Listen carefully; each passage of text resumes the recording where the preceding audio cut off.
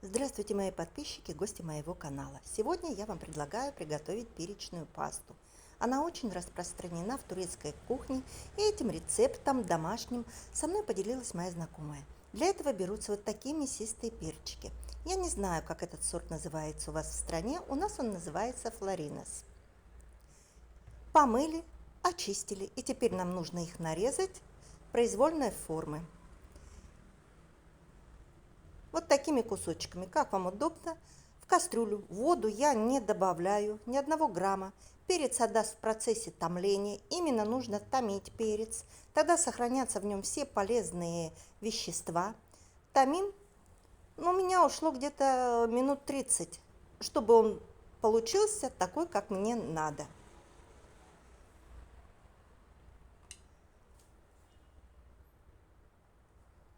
Паста очень уникальная.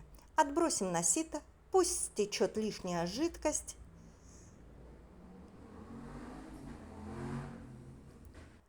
И теперь нужно перетереть через сито.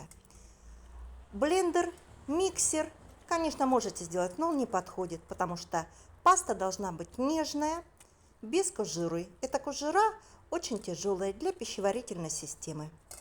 Процесс немножко затруднительный, но это того стоит.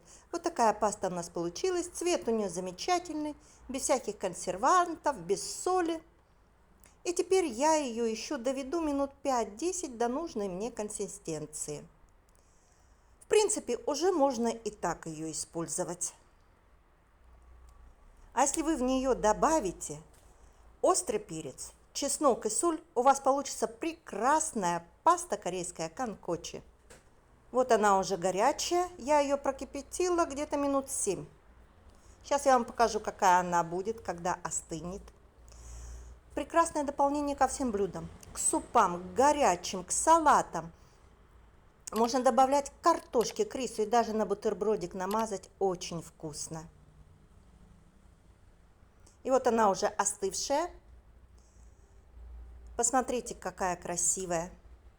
Попробуйте приготовить, я надеюсь, вам очень понравится. Спасибо за просмотр. Всех благодарю, что смотрите, комментируете. До новых встреч!